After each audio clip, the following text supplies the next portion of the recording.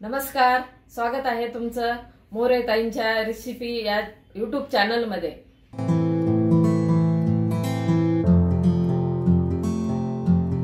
चला तर मग व्हिडिओमध्ये पुढे जाण्याआधी बेल आयकॉन दाबून चॅनलला सबस्क्राइब करा आणि सुरू करा मोरे ताईंसोबत आजची ही चवदार रेसिपी बनवायला।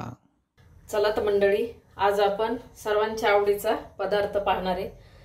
म्हणजे तो पदार्थ सर्वांनाच आवडतो, तो कोणत्याही वेगवेगळा असू द्या, तुमचे बटाटा भजे असू द्या, कांदा भजे, पत्ता गोबीचे भजे, फुलगोबी, असे वेगवेगळे मुगाच्या डाळीचे भजे, असं वेगवेगळे भजे कोणालाही म्हणजे कसे करा तुम्ही तर आवडते। त्याचपैकी मी एक आता आज फुलगोबी घेतलेली, त्याचे आपण भजे करणार आहे। तर आता आपण भज्याचे साहित्य पाहून घेऊ। आता ही फुलगोबी अशी घेतलेली आहे मी, हा असा गड्डा आहे आणि हा असा मोकळा मोकळा आहे, तरी पण चालतंय। तर मी याचे तुम्हाला आज भजे करून दाखवणार आहे, कारण पावसाळा म्हणलं की तेलकट खायला सर्वांनाच आवडत आहे चटपटीत। त्याच्यासाठी आपण डाळीचं पीठ घेतलं 1 वाटी आणि तांदळाचं 2 चमचे, आणि आपल्याला जे मसाले लागणार आहे ते असे अगदी थोडे मसाला डब्यातलेच। हे लाल तिखट आहे, मीठ, हळद, धने पावडर, चाट मसाला आणि ओवा।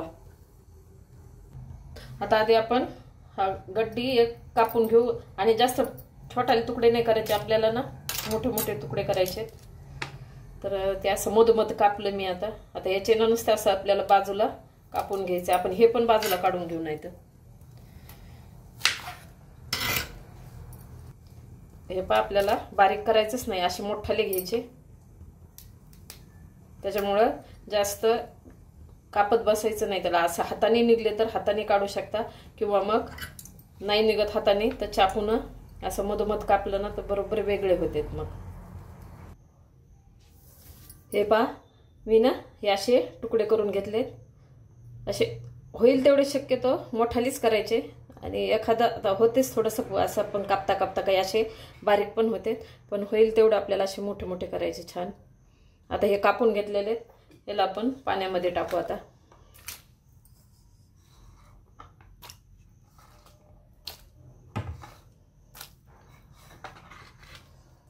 हे धुवून आपण परत याला पाण्यामध्ये उकळून घेणार आहे। आता हे धुवून पाण्यामध्ये टाकते आणि उकळून घेऊ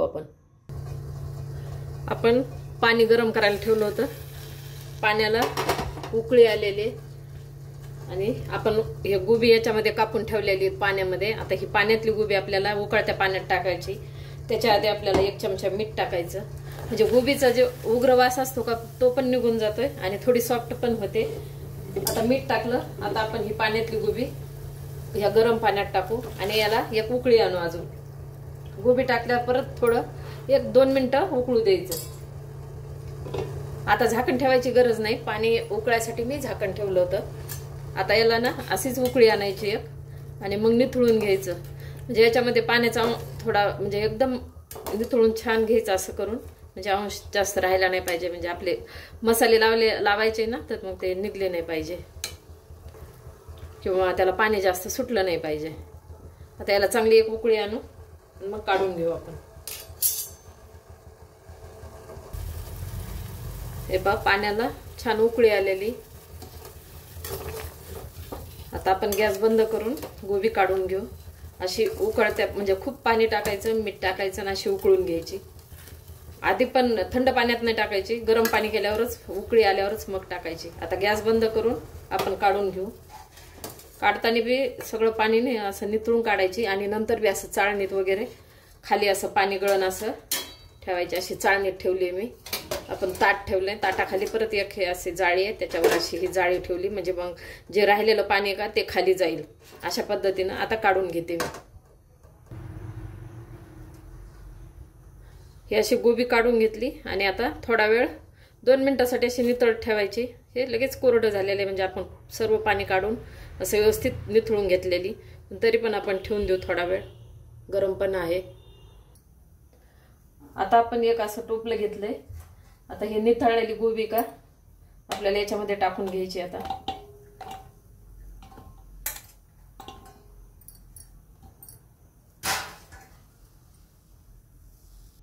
आता गोबी याच्यात टाकली ना, आपल्याला हे मसाले आहे का या गोबीला लावून घ्यायचे. तर आपण मीठ पण आधी टाकलेले, त्यानुसार आपल्याला मीठ टाकून घ्यायचं, जास्त टाकायचं नाही, कारण पाण्यामध्ये मीठ टाकलं होतं. तिखट तुमच्या आवडीनुसार टाका, पण तिखटच छान लागते असे. थोडासा चाट मसाला, मी ओवा पण असंच टाकायले, तुम्ही बारीक पण करू शकता. पिठात न टाकता असं टाकलाय. धने पावडर, थोडीशी हळद. आता याला असं थोडंसं चमच्याने कालवा, नाही तर हे असं पण लावून घ्या.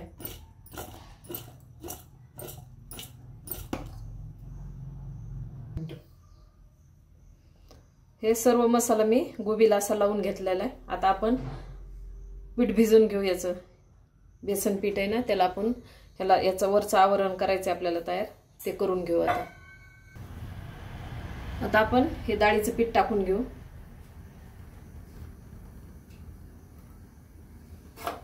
तांदळाचं 2 चमचे घेतलेले.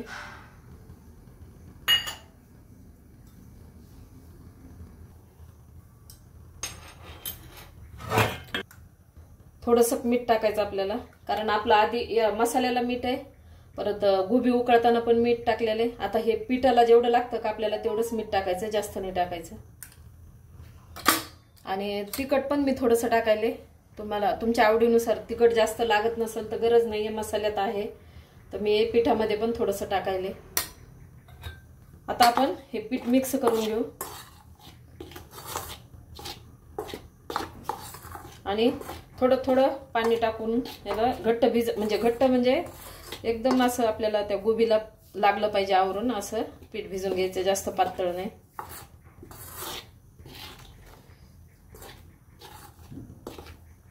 थोडंसं असं अंदाज बघून पाणी टाकायचं आणि पीठ भिजून घ्यायचं, म्हणजे एकदा जास्त टाकायचं नाही.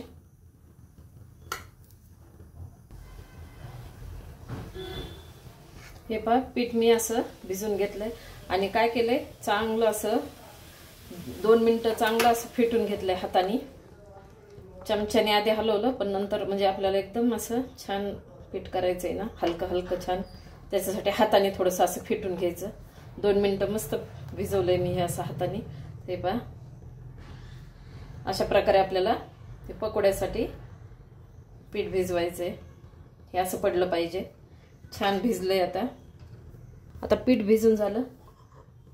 मसाला लावलेला हे असे गोबी कापून मस्त मोठे मोठे कापलेले, त्याला छानपैकी असा मसाला लागलाय. आता आपण हे पिठामध्ये टाकायचं आणि छान भजे तळून घ्यायचे याचे.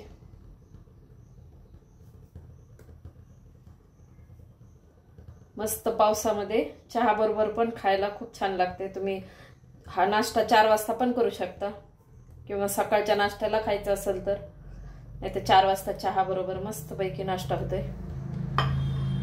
आता आपण याला मिक्स करू चमच्यानं किंवा हातानं, तुम्ही जसं तुम्हाला वाटन तसं.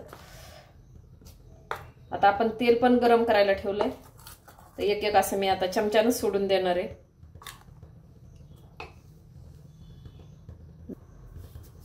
आणि अगदी 1 चिमूट ना, एकदम अशी शेवटी 1 चिमूट मी सोडा टाकायले. थोडंसं हे गोबी टाकायच्या आधी टाकलं तरी चालतंय. आता परत एकदा याला मिक्स करते थोडंसं पाणी टाकून. आपलं तेल गरम झालेलं आहे, एकदम फुल गॅसवर तेल गरम करून घेतलंय आणि फुलच ठेवलेलं आहे. परत आपल्याला नंतर थोडंसं तळले ना भजे, मग नंतर कमी गॅस करू. आता आपण असं मी चमच्याने सोडायले, एक एक असं गोबी उचलायची आणि सोडायचं.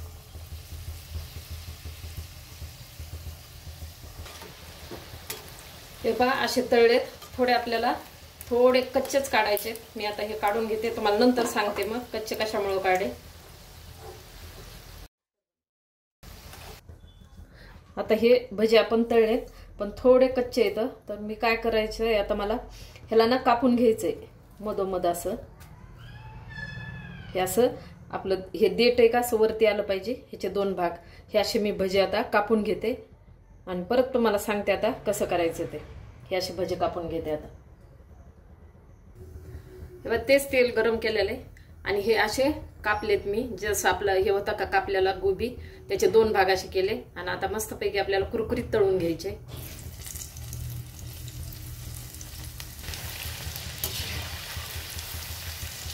हे पहा असे तळून घ्यायचे मग, म्हणजे आपली गोबी एकदम कुरकुरीत होते, इतके छान कुरकुरीत भजे लागते। एकदा अशा माझ्या पद्धतीने एकदा नक्की करून बघा, खूप छान लागते। आता मी हे तळलेत भजे ना तर काढून घेते। अशा प्रकारे फुलगोबीचे पकोडे किंवा भजे तयार आहे। एकदा नक्की ट्राय करा आणि कमेंट मध्ये कळवा।